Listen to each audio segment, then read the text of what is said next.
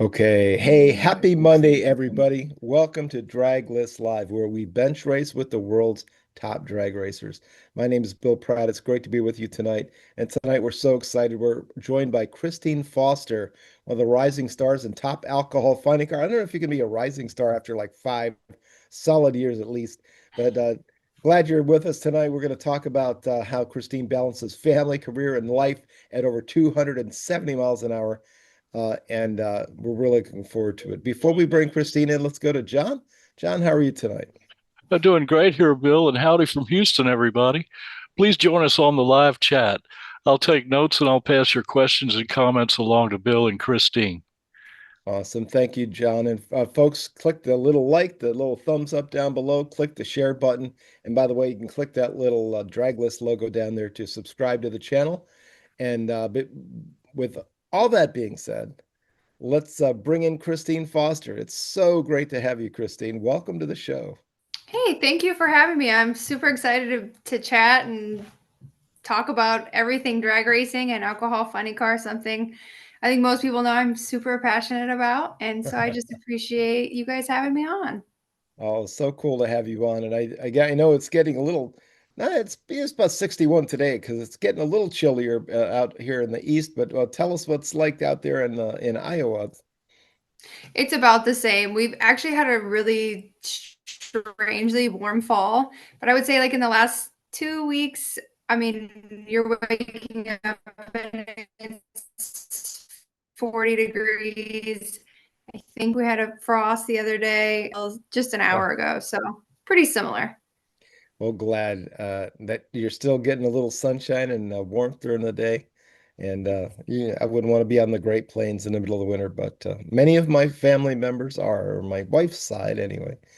Anyway, well, let's talk about your background and beginning. So I'm gonna tell so first of all, you're out there just throwing haymakers with the best of the best in top alcohol cars. So congratulations.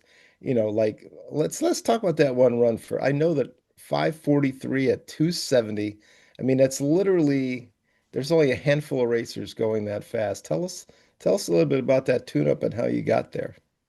It really was a collaborative effort of lots of different things coming together. It was especially memorable, is super special just because we had struggled so badly that weekend. We actually qualified last. So going into first round, it was Dallas National. Um, Obviously not feeling super confident. Had a hard time getting down the track.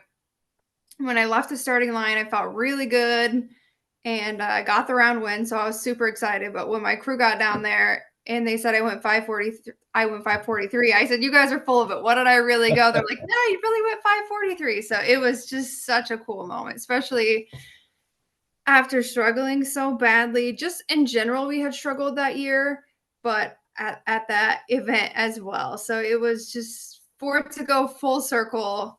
And that actually happened to be the same race that I wheel stood the car and the body came up. So it was just a wild weekend, like from Wow. start to finish. It highs and lows, I think, are if you know drag racing or probably motorsports in general, you're riding the wave, high or low, all the time. And that was I cannot think of a more perfect weekend to describe what it's like to be a drag racer.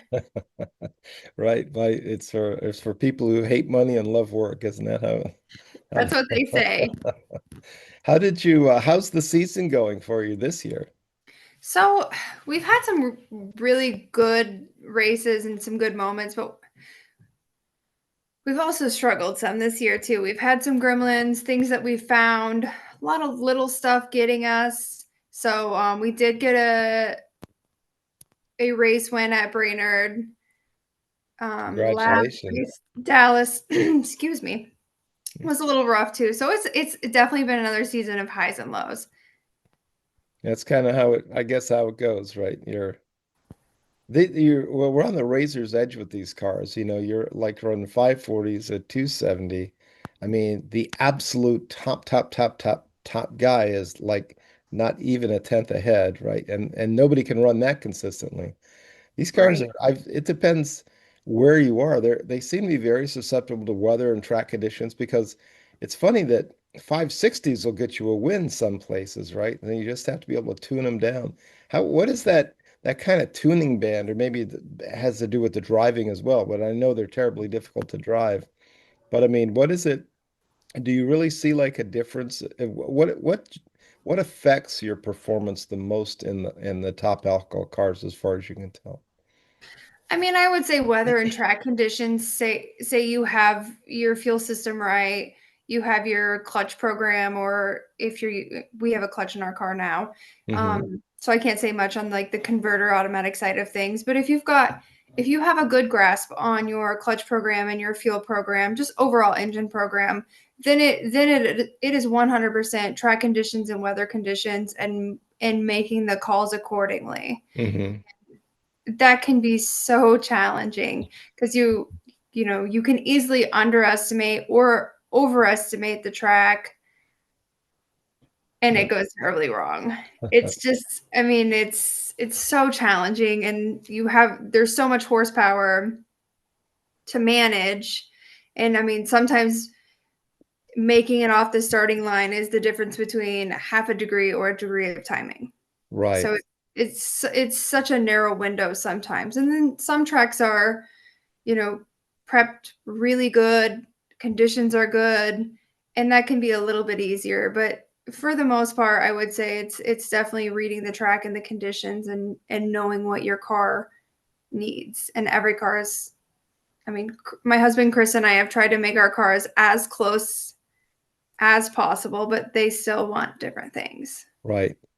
So interesting. And most of the places you run out there, you're up in the air anyway. I mean, the average like sea level out there. I mean, it's not sea level at all, right? Like where I live, I'm literally right on the ocean, but you're typically 1,200, 1,500 feet up there standard, right? And then of course Yeah. if you go to some of the really high places, you're trying to deal with that lack of oxygen. Yeah, you're definitely seeing, I mean, anywhere from probably 2,000 to 5,000 corrected. Mm. Years ago when Bandimere was open, we always raced that and we would see, 9, 10,000 corrected. Oh my gosh. So that was a whole another challenge. Um, Yeah, Definitely it's a lot of changes 5,800 happened. at best. Yes. Yeah, Is and it that was, I mean, it was always June and it was 90 plus degrees. It it was always challenging, but right? there was Yeah. always good track conditions there too. So Yeah, that's a cool track. I miss it. I do too.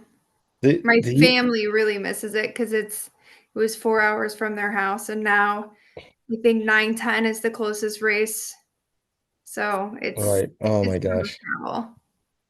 So you had to cross Nebraska. Is that how you is that how you got to? Yeah, well, I've taken that trip many a times because my wife's from Colorado. We used to drive all the way across 80 every single year Yep. and preloaded all of our relatives' house all the way out there. But so we had Nebraska was Lincoln, and then the big hop to like Sterling at the time. Then you have a few more hours to go after that, but you must know that road pretty well. I do. So my husband Chris and we live in Davenport, Iowa, which is right off Hmm. of 80. Hmm. And then my parents are in Southwest Kansas, and we take 80 all the way, and we head south at around Kearney. Got And it. so you go almost the entire route of Nebraska, which if you've seen it once, Yep. You've seen it. yes. One thing I could never figure out about 80 going through Iowa is I always seem to be going uphill no matter which direction I'm going, west or east. I don't know how that works out. I don't know either. But it's actually a fun, well, it's a fun drive. I like eating up the road. Um, so tell us, do you guys, we were talking a little bit about the performance of the car and tuning. Do you guys use computers like the fuel teams do to top alcohol cars sort of use those as well to check cylinder or things like that? I'm going deep into the tech stuff, but it just, when you mentioned horsepower, it made me think about that stuff. Yeah, so typically, there's a couple options, but most people use like some sort of race pack. Hmm. And there's sensors for the drive shaft for the clutch, for all your EGTs, your head temp, manifold temp, wheelie bar, front wheel sensor. I mean, there's just a multitude of things. Pan pressure. That's I know I'm amazing. different. Yes, different. You've got your sensors for timing. Yeah, that's And then awesome. most people either use an MSD grid or a electromotion command module for, either for your timing map. That's so cool. I mean, and yeah, I guess it makes sense because you guys are going as fast as the fuel cars did. Just it wasn't a handful of years ago. But where was I going? I had another question I forgot. Oh yeah, you mentioned horsepower before, and it just made me ask this crazy question. I haven't thought about it in a while. Last time I was thinking about top alcohol horsepower was like probably in the 33,000, 3,500 range. Have they have they bumped that estimate up? Have you heard anything like 4,000 or 5,000? 4,000 is the standard that I've heard. I don't know how accurate that is, Hmm. but that's generally what I hear people talk about is around 4,000. Pretty amazing. Oh my goodness. Well, cool. We got all the tech stuff out. We'll find more about Christine herself here. But before we do that, let's jump over to the chat line. John, who's out there and what do they got to say tonight? Okay, we're here from coast to coast tonight. We have a real good chat group with us. Steve Macklin just showed up, and he said, John, tell Christine to go easy on the old man and me this weekend. That's And right. Well, Vegas is coming up, right? let's see, there's a NY32986, which I think is Rob McCabe, Yeah. is with us tonight. He's our statistician. And he just said, Rob McCabe, for those who don't know, we've got the @ for your names again. There's that little icon that says @ Pete Mariello in Los Angeles is with us. He says, hello, gearheads. Doug's Speed Shop is with us, and he said, hey, guys, how's it going tonight? Rich Panicaro and Mark Malinsky in New Jersey are with us, and they both say good evening. And yeah, Steve Macklin said, you have a great guest tonight, and I agree. Randy Johnston in Northern California, he says, good evening, gents and lady. It's chilly up here. And I had a question for you, Christina. The track in Dallas is 100% concrete. Is that any different from running on another track that has like 660 feet of concrete and 660 feet of asphalt? I would say it does make a difference. I mean, Dallas has a really nice concrete surface depending on the track. Concrete, from what we've found, is a concrete track is either really, really good or really challenging. So, like, take Earlville, for example, which is a local track close to us that they have a regional divisional. The groove is really narrow at that one, and you've got some transitions and things like that. We don't see that so much at Dallas, but I mean, and Dallas is typically very good, but that is definitely a variable we think about. That's Yeah, cool. it's a world-class track, that's for sure. And it's I always wondered about that. If it had made any difference on the top end when you're still on concrete up there. But yeah, that's a good explanation. Thank you. Oh yeah, yeah. Track tuning's a thing. It's awesome. Let's talk about how you got into and thanks everybody. Welcome and a lot of great racers out there. All of our listeners are the best because they're all racers and like other people involved in the sport. But Christine, how did you get into drag racing? What drew you in the beginning? Like many other drag racers, it's generational. So my dad was a gearhead. You know, grew up as a child, loving racing, being interested in everything racing. So if you ask him, I was interested from the time that I could toddle around. If he was working on a car, I was hanging out with him. So essentially, when I was a kid, the NHRA started the Junior Dragster program. At that time, my dad was racing Camaro at our local bracket track, SRCA drag strip in Great Bend, Kansas. Mm-hmm. So as soon as I knew there was an opportunity for a kid to race, I was obsessed. That's all she wrote. That's great. I saw the first junior dragsters that are at Englishtown when the Knapp family, built them for their kids. I don't know if you know that story. And I've read a little bit about it at one yeah. point. And I announced them many, many years. I used to be the announcer at Budds Creek, Maryland, and lots of junior races, but I love it. And I've met, I've announced some folks who've gone on to race Top Fuel and other things as well as junior racers, which is just a great way to get started. Well, let's take it to the other side. At what point did you decide you wanted to start racing top alcohol? How did that happen? So that progressed pretty quickly. And there again, I mean, it all happened through my dad. So, you know, I would say in my early teenage years, you know, we would watch some alcohol cars come through and just kind of dream together, honestly. Hmm. We had some friends that were involved in alcohol racing. So, I mean, it was something we both wanted to do, really didn't think it was ever a possibility. And so I started racing Top Dragster as soon as I turned 16, and then did that for about 2 years. And then we decided to work towards an alcohol dragster. And we kind of lucked out, and a local racer was getting out of alcohol racing. We were friends. He wanted to sell the operation to us. My dad wasn't quite sure that we could swing it, and he basically made it to where the car was ours, and we could make payments or whatever it took to get the car.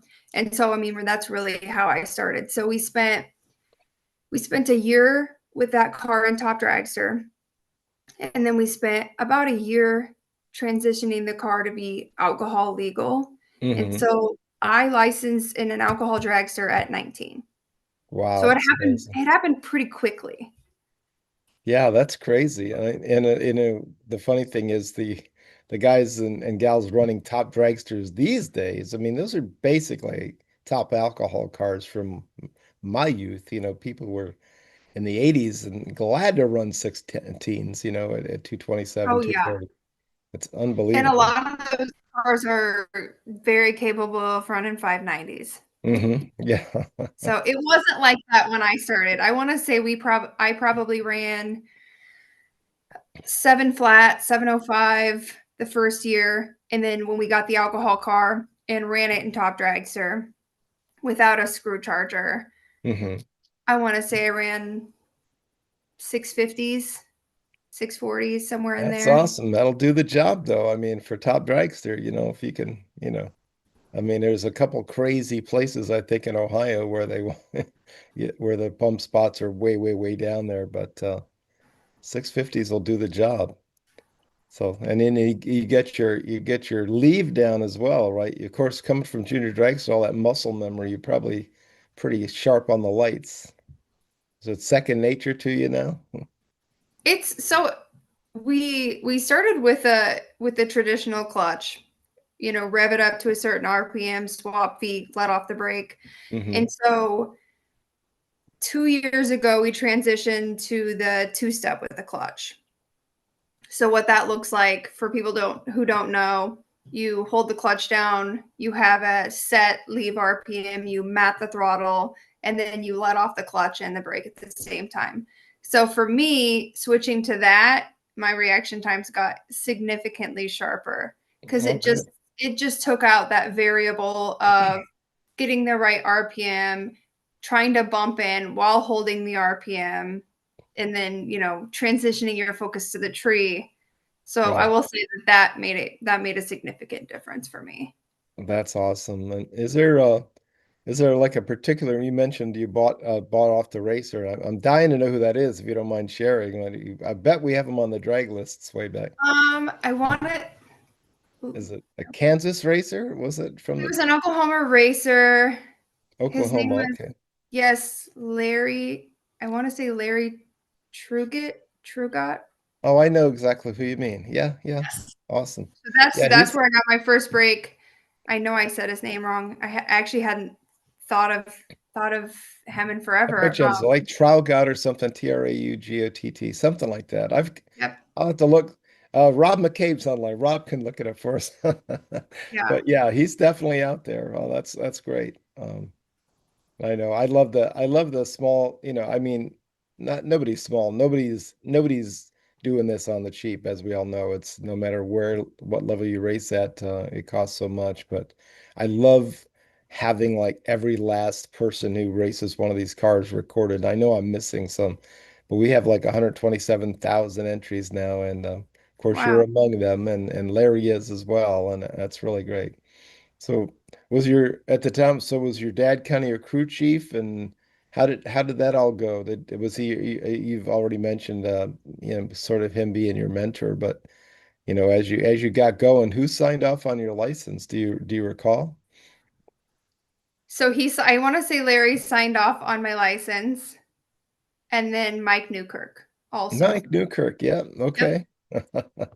Another great top alcohol guy from back in the day. Um, so cool. Well, let's go into your like team and or of course your team, but your family and balance. So you wear a lot of hats. I think you're a driver, a wife, a team member. Do you have children as well? Yep. I have a son, Hudson. He's 9 years old, and then I have a stepdaughter, Josie, who also comes to the racetrack. So 100%, lots of hats. I feel like there's never a dull moment at our house.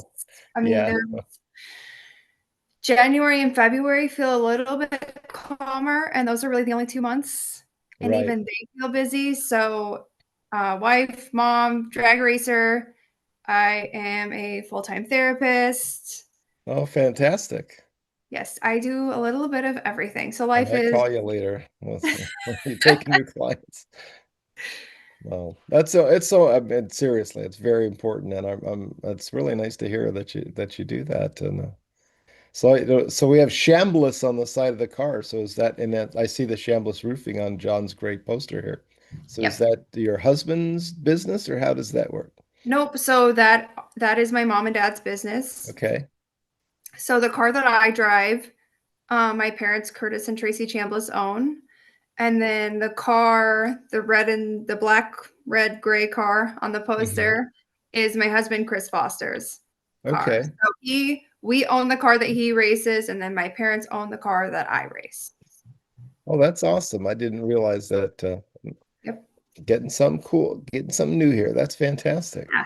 So Yeah. it's really, People always ask about that, how that works and things like that. So essentially, my mom and dad's operation that I get to drive for, they're based out of Southwest Kansas.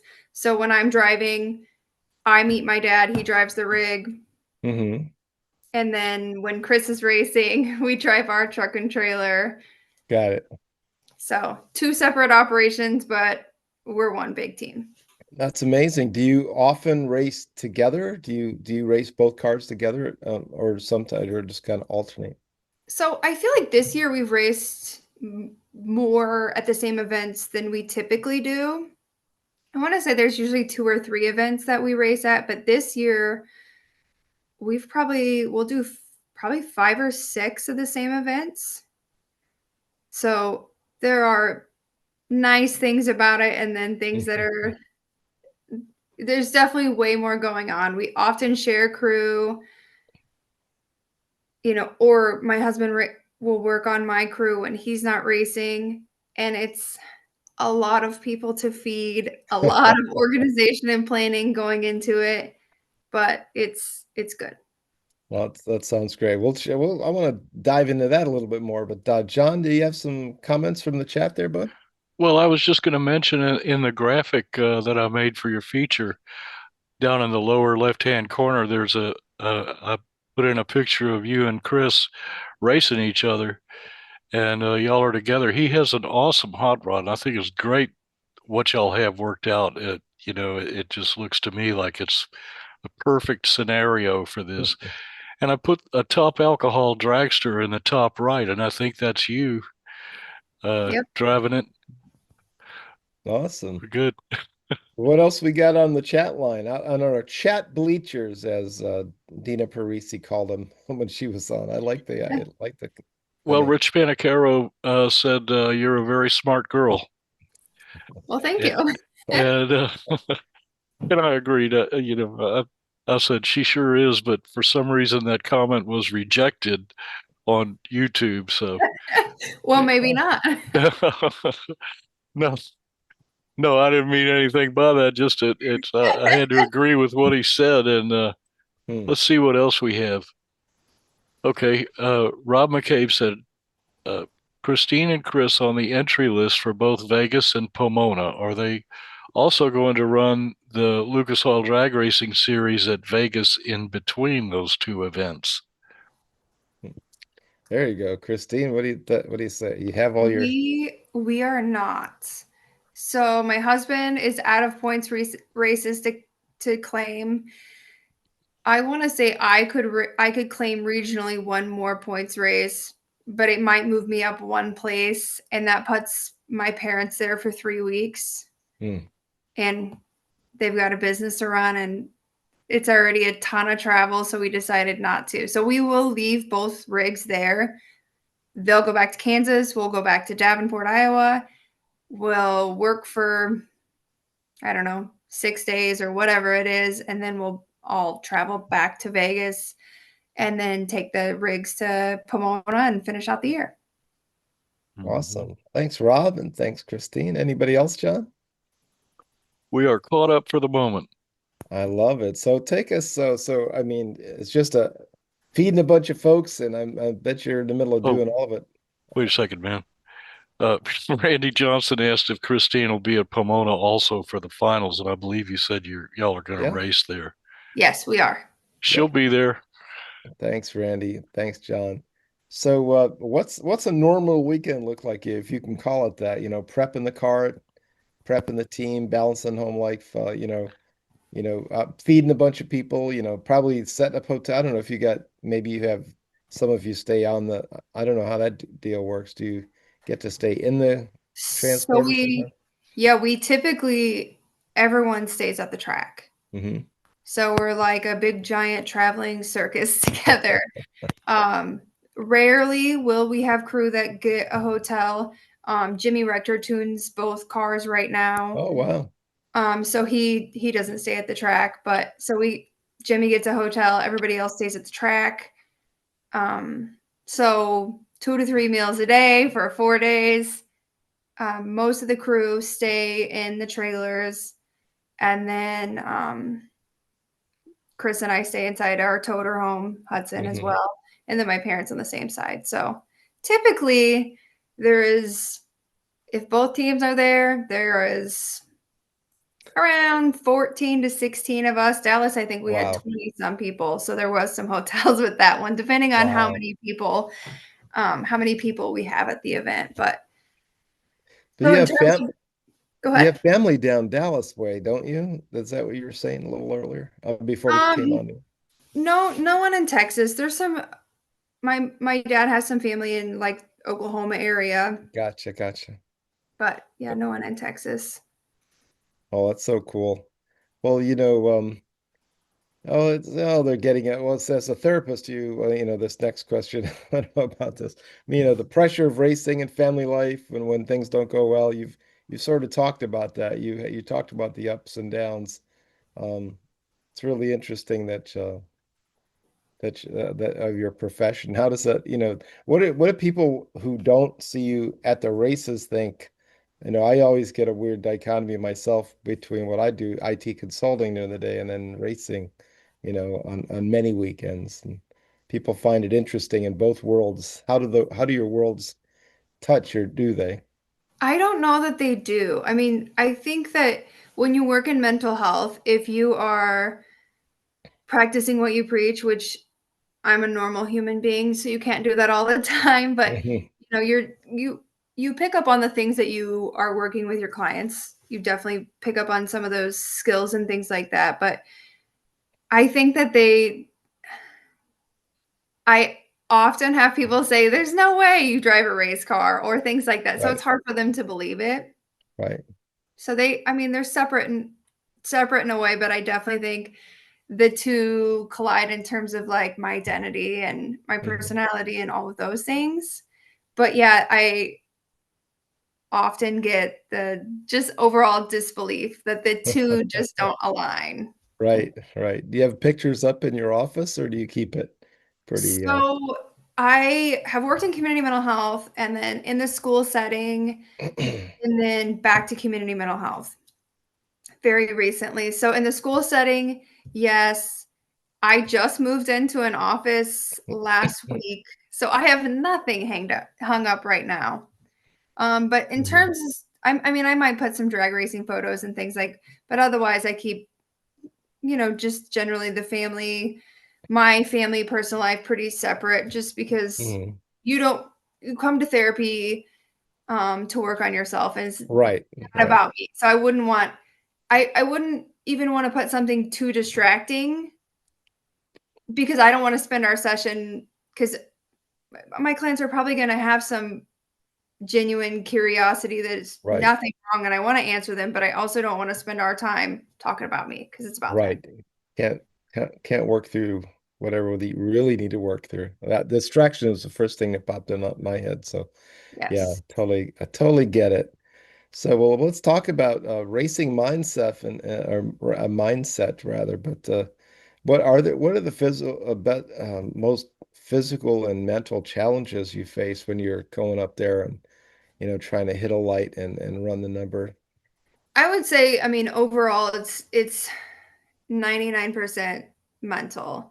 In terms of physical, I mean, you got to be able to with an alcohol funny car, you got to be able to wheel the thing and know how hard or, how gentle, how much, how little to turn the wheel and things like that. It's a more aggressive style of driving than say a dragster. Hmm. Um, and then depending on how much spring pressure, how much bass you have in your clutch. I mean, that's probably the biggest physical demand. If you have a clutch, it can be hard to push. Right. So, you've got to have good clutch management backing up and going forward, different things like that. So, I mean, you definitely want to have some level of fitness, but it's really all the mental things. So that's where being a therapist and doing what I Mhm. do does come in handy, but it's still not easy. Got I it. think that Sure. yeah, just the amount of pressure you put on yourself. I mean, you've also got pressure from to perform well for everybody else. I don't want to there's nothing worse than going out there and losing on a hole shot or missing a shift or whatever it may be and letting everybody down who busted their behinds for 4 days straight. Right. All So you 14 to 20 people there. yes. Yeah, absolutely. It's a terrible feeling and everybody makes mistakes, but I mean those are things that you can't live with. I mean, you Hmm. you have to let it go. But those are definitely things that they get to you. And then, just the pressure of the amount of time and money that it takes. You don't want to be the reason that you don't perform well or you lose a round or you lose a race. So for me, like I just use a lot of mindfulness skills, a lot of like just you hear a lot of racers talk about just like essentially programming Hmm.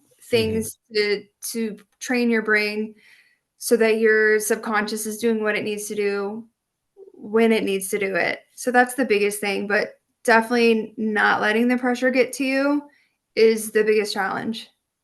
Well, that's great. Yeah. Making it into habits if you can, right? Yes, That's it. absolutely. You don't want to waste your mental it takes extra thought to not to have to Yes. And all it indulge takes in is it. one little thought or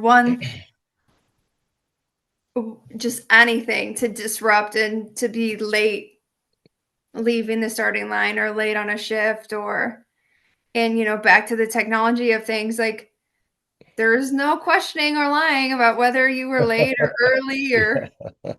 the Yeah, data does not lie. It's that's all right. there. Yeah, it's hard to talk yourself out of that stuff, but when Yes. it's right there in black and white.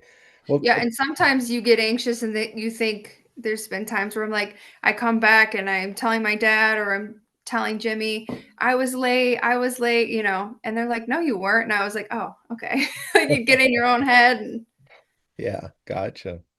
Well, I see a bunch of Wallies up there on the poster, and you mentioned the Brainerd win. Tell us about your favorite event or win, and what was that like? Um, so probably the Brainerd win last year. So I went to Alcohol Funny Car. This is my third full season, I want to say. And so, first season was a lot of learning, some transition. Made the switch to two-step and made it to a couple finals, weren't able to seal the deal, just super hungry for a win. So to switch to Alcohol Funny Car, which was something I badly, badly wanted, I would say my dad did not badly want to switch. He would probably say otherwise now, but he was a dragster guy through and through. Hmm. So I convinced him to give it a shot. So when we got our first win, any transition like that is a lot of work. It's a lot of change, and the way you tune a alcohol dragster versus an alcohol funny car, very, very different. So just for everybody to stay on board with me and finally get a win was so awesome. That's fantastic. And by the way, Rector turning the wrenches is not a bad thing to have. I've known him since he was racing in the IHRA with his own car, and he was a bad man back then, Yeah, and he's definitely we love having him around. Excuse me. He raced with my husband Chris first, and then eventually we had him come on board. So, you know, both teams have done so well just working together and had a lot of pride in doing everything on our own, Chris, Mhm. my dad. So, but we just needed that little bit of a competitive edge, and Jimmy just has so much knowledge. I mean, he's Yeah. such a well-known figure, and he's just a lot of fun to have around. Is he still traveling up from Alabama to meet you where you go, or did he move? And is he He moved. He is in Florida now. okay? Well, now he's further. Okay, got it. Yes, he's flying to most races. He does have a motorhome, so sometimes, like in the summer when we have a lot of races close, Hmm. week in between or back to back, they'll travel around and make it, a trip of it. But Hmm. for the most part, he flies into most of the events. Pretty great. Well, we talk about these big wins you've had, and it's a success so far. What's your target? Well, what is your goal for the future here on the drag strip? What I guess in terms of alcohol funny car racing, what would you like to do? And then maybe even for the future, maybe even stepping up to the pros. Any thoughts down the road? So I am super happy in alcohol.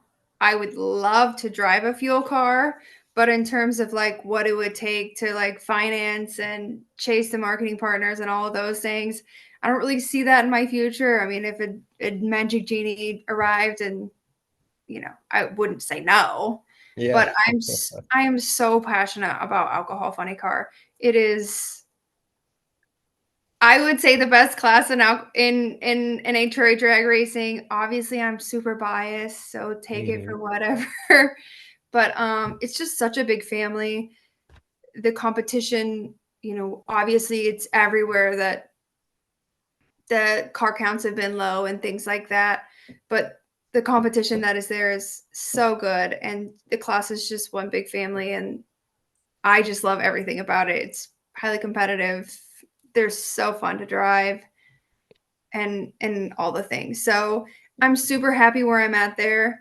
I will say I've never gotten a national event win, so that would be my first and foremost goal. Hmm. And then finishing top 5 someday would be good. That's awesome. We'll climb there incrementally. You sound like you're well on your way. Christine, let's check in with John and the chat gang one more time and see what they have to say. And we got a couple other questions for you. Oh yeah, man, we're talking it up over here. Rob McCabe had a few comments. He said there's 16 top alcohol funny cars for Vegas this weekend and 11 for the finals at Pomona. Am I coming across okay? Yeah, sound good?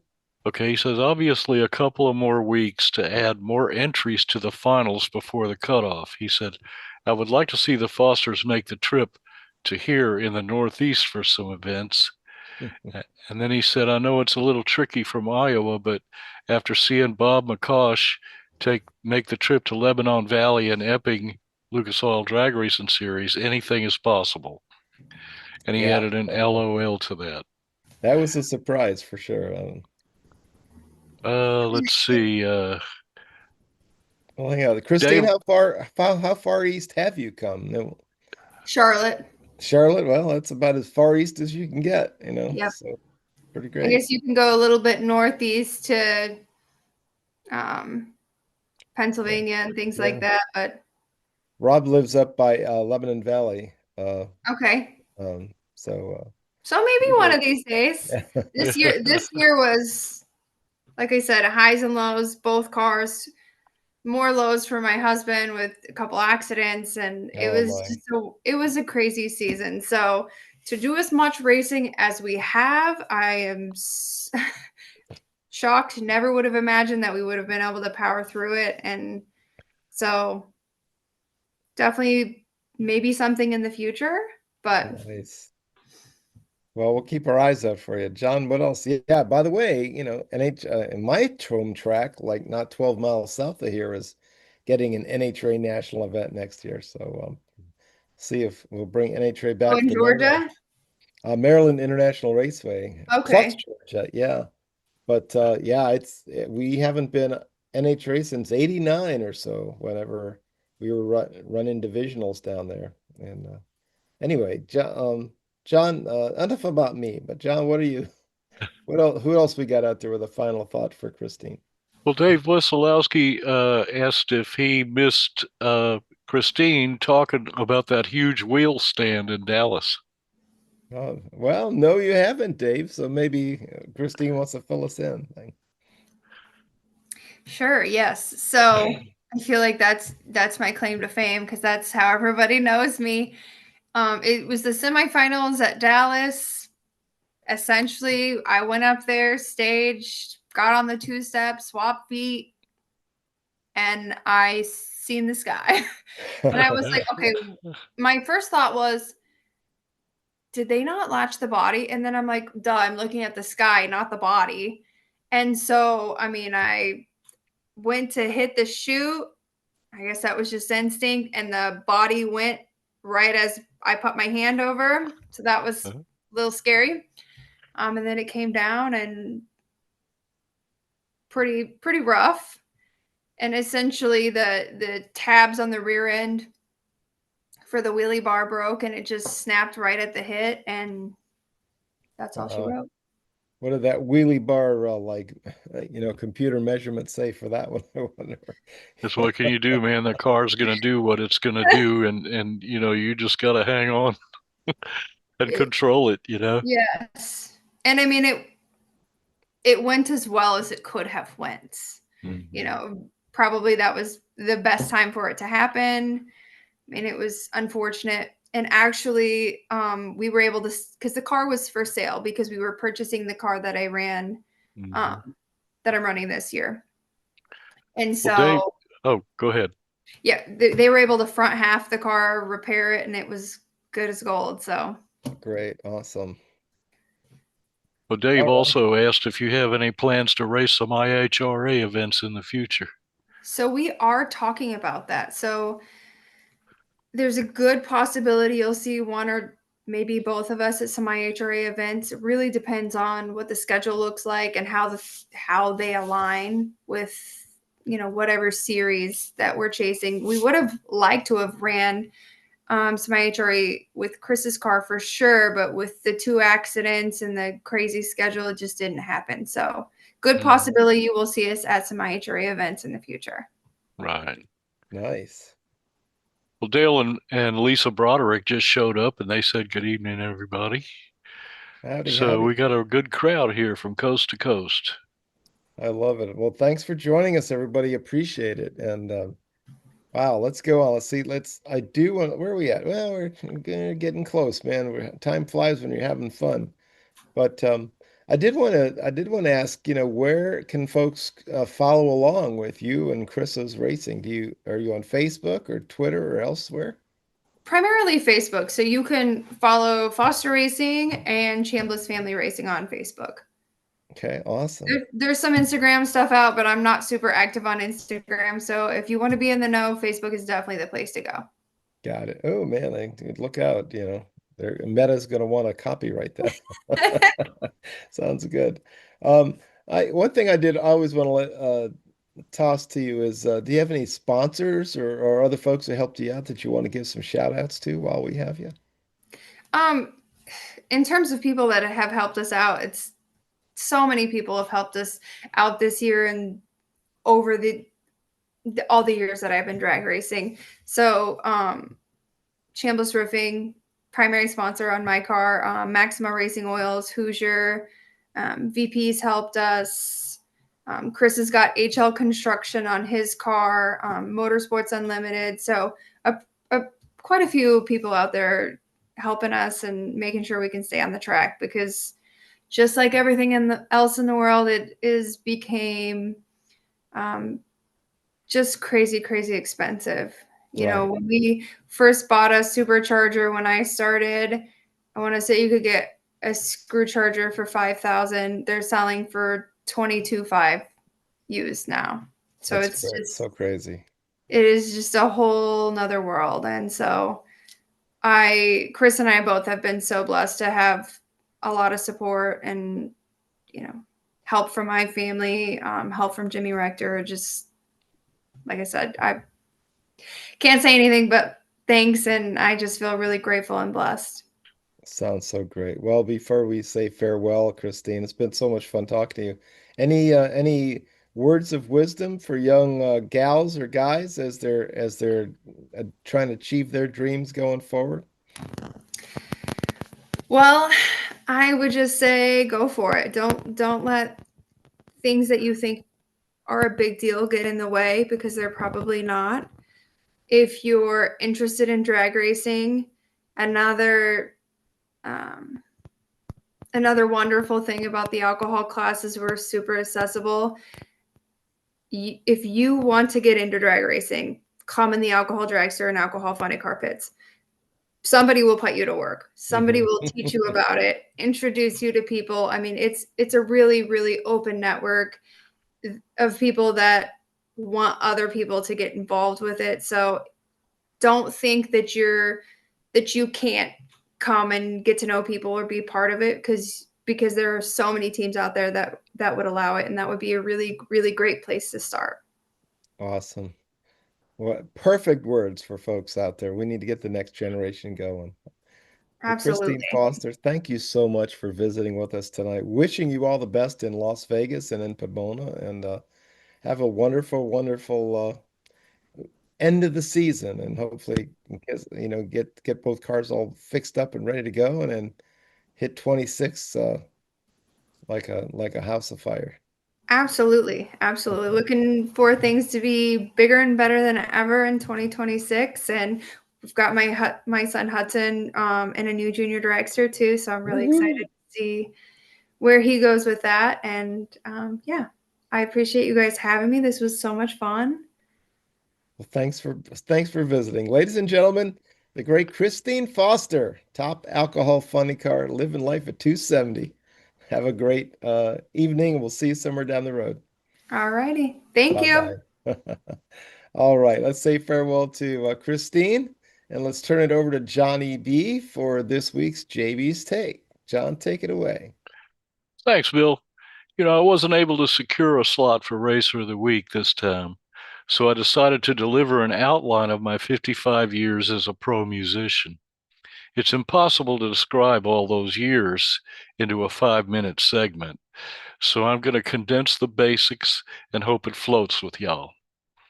I have been a musician all my life. My mom taught me to sing in harmony with my sister, and she choreographed some dance routines that we learned and performed when we were post toddlers. I listened to Mom's records and I learned and memorized the arrangements in my head.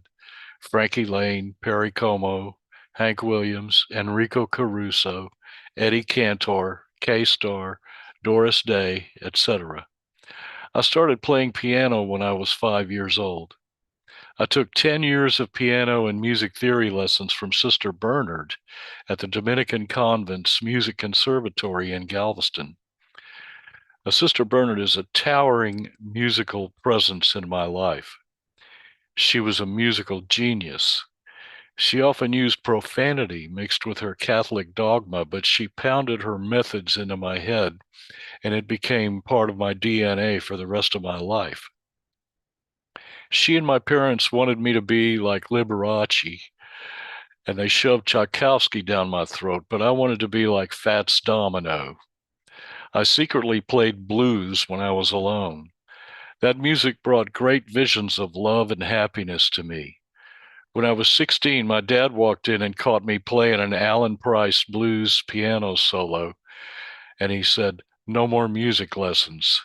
It was cool with me, but the most important virtue that I learned from Sister Brainerd was a complete understanding of music theory. It all comes from the piano, and it applies to all instruments. In my late teens, I took up guitar. I put my music theory knowledge to it, and I became proficient with the instrument. I started writing songs immediately. They were good. I got my first electric guitar when I was 21, and my best friend, later to become my brother-in-law, Andy, and I jammed incessantly. I lived with my guitar. I slept with my guitar. My guitar was with me at all times for the next 15 years. Andy said things to me that I lived by for the next 50 years. He told me, "You must play electric. Nothing else will matter in your career as a musician, John." And he admonished me. He said, "John, dare to be great. Don't let anybody or anything stand in your way. You can do it."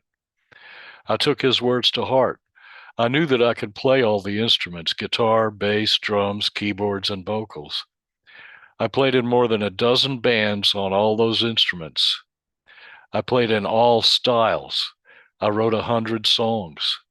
I collected instruments and played them all. Over the years, I played in a lot of bands, like I said, but I was different. I spent 10 years on my own, writing and recording songs. I recorded 7 albums of my original material. Of all the years I was in the flow of things, those years were the happiest and most fulfilling times I ever had as a musician. I wrote all the songs, played all the instruments, did all the vocals, and copyrighted all of it. In 1984, I quit using drugs. Once word got out that I'd cleaned up, 90% of my friends never called or came over again. It's cool with me. I was able to get more done than I ever had before. I chose life. It was the best decision I ever made for myself. I didn't consider myself to be a good rock star. I know that's an oxymoron, but the whole scenario was a bad fit to my idiosyncratic nature. And in spite of the success and notoriety I experienced deep down, I felt empty and useless in that phase of my life. I got clean and sober and went into the studio for the next 5 years. Now, during my studio years, I got the call to come and play bass for the Kingfishers, a local blues band, and I said, okay. That was a great band. We hit the high spots. I added my slide guitar chops to the band, and looking back on it, I believe my best live performances were featuring my blues slide playing. That band morphed into the City Kings, and I'm still playing with them and recording an album at this time. In 2005, Pee Wee Bowen handpicked me to play in his band. For the next 18 years, I played over 1,000 gigs with him, first as his guitar player, then as the keyboard player. What instrument I played didn't matter to me. It didn't make any difference. I was about equal on anything that was needed. My true love is the City Kings. But the years I played with Pee Wee were very successful and rewarding. It was a top 5 band in this region. In February of 2024, Waves magazine featured me as the Texas Music Profile. It was an honor that I didn't expect, and it turned out to be an outstanding feature. I am grateful and humbled by that article. It was a validation of my decades of playing music. I retired from playing live gigs in nightclubs in 2023. I was 74 years old then and doing full-time graphics as I had in a parallel career to all this, but I didn't want to work in the music business anymore. The hours, the labor, the mileage, the risks, the groupies, and the hassles I had to put up with. But my phone keeps ringing. My musician friends want me back, but I'm perfectly content to do my graphics for Draglist and a select few clients, and I'm happy to be recording with the City Kings on our new album. It's where I belong. Now, this has been a brief summary. I left out a book of stories, but I hope I got the point across. My sister-in-law Lisa told me last week that I should write a book. I might do that one of these days if I can ever get off this merry-go-round. Anyway, everybody stay safe and well. You are the most important part of this show, and we love you all. It's a great way to spend an hour together on a Monday night. And we'll see you all next time. God bless America. Back to you, Bill. Thank you, John. Good stuff indeed. And I've got a chance to see some of those live performances, which are always amazing. So we'll do it again. As long as you keep playing, I'll find a way to get down there. Yes, we will. Let's talk.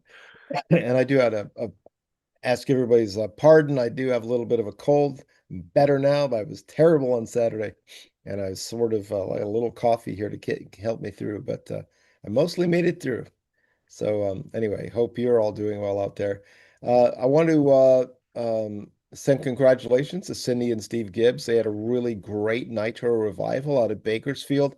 And I wanted also to thank NHRA and Glenn Compton, who gave replacement Wallies to Steve Gibbs. You know, last year, just before the Irwindale race, Steve Gibbs and his lovely new wife, their home burned in the California fires. And he lost all of his NHRA trophies that he'd won over the years, the Wallies that he had been awarded. Uh, Glenn Compton, this last weekend at Bakersfield, I saw a picture by Cindy today, or that Cindy posted, showing that they had given replacement Wally's to Steve, and what a great thing that was to do. Really, really awesome. So congrats to everyone starting to see the results come in. It looks like everybody had a fantastic time. I had a little bit of FOMO on this, but I'll get out there next year, hopefully. And once again, congrats on a great race. It took, by all measures, it seems like, Steve and Cindy joining back up to the NHRA really supported both organizations, did well. So congrats to all.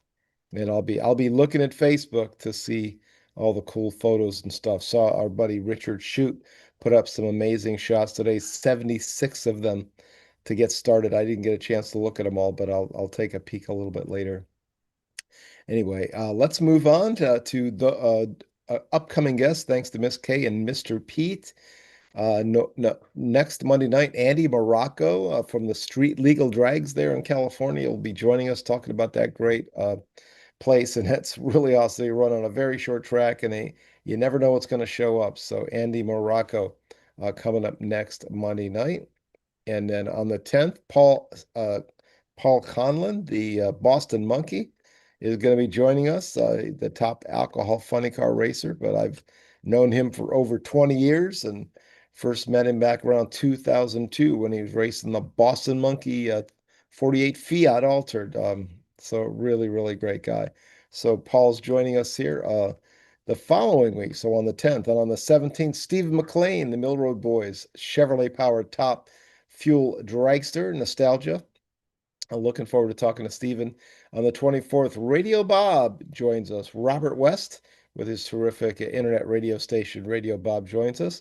Let's talk about December. December 1st is Lenny Lotzig, who just won the NHRA Factory X Championship. So looking forward to chatting with him. Jason Harris, the four-time PDRA champion.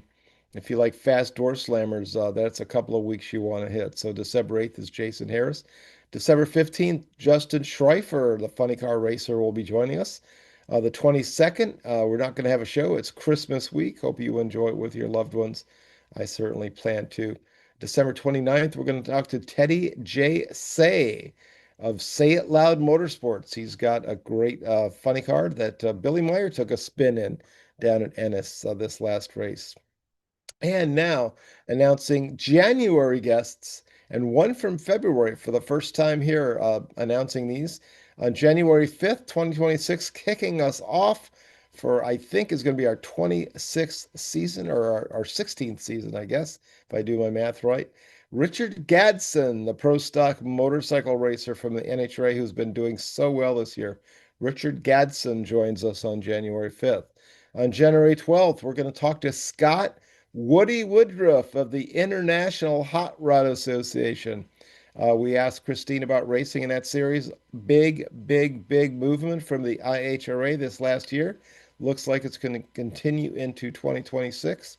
And so we're going to have Woody Woodruff on to tell us all about it. That's January 12th. On January 19th, we're going to talk to Mason Magaha, the NHRA Pro Stock Racer, and that's going to be awesome. And then a couple of blank dates so far. But on February 9th, we're talking to old friend Vito Micchiolo of the Northeast Pro Mod Association, or National Pro Mod Association, maybe now. But he has been managing that circuit of racing pro mods all up and down the East Coast for many, many years. So Vito is joining us on February 9th. So just amazing, amazing guests coming up.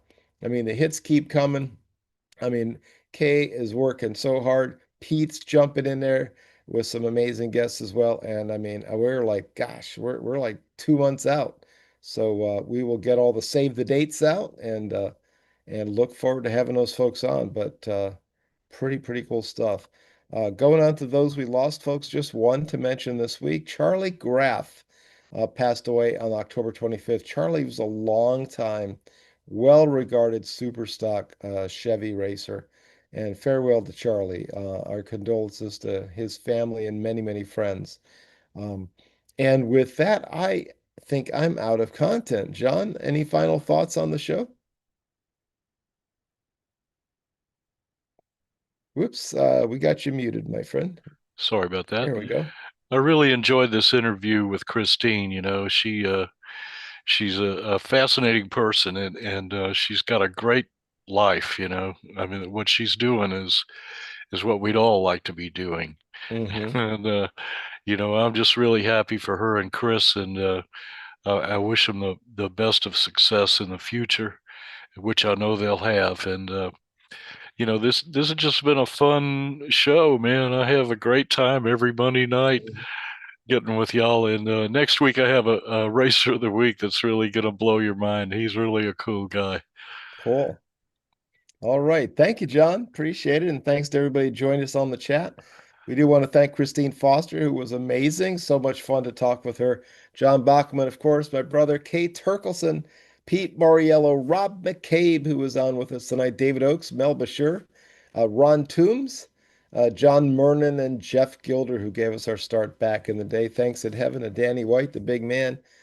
Click the like and the share button down below. Also, check out the little Draglist logo right down there. Please subscribe to the channel. We're actually trying to hit the next level. I guess YouTube has levels. We're very, very close to hitting the next one. And I don't know, maybe like confetti will fall from the sky or something. But I also threw like a little please join our channel link on the front page of the Draglist Facebook page. So I encourage you to click that and join us for these great shows. We'll let you know when they're coming up. Check in on draglist.com every day to see what's new. Lots of good stuff up there. Also find us on the Radio Bob Network, which showcases our shows. And with that, I'm very close to saying farewell. And we'll see you next Monday night, November 3rd, folks. Can you believe it's November already? As we visit with Andy Morocco of the Street Legal Drags. So until then, on behalf of John and Kay and Pete and the rest of the gang and Rob and everybody else, my name's Bill. Have an awesome, awesome week, and we'll see you next Monday night. Bye bye.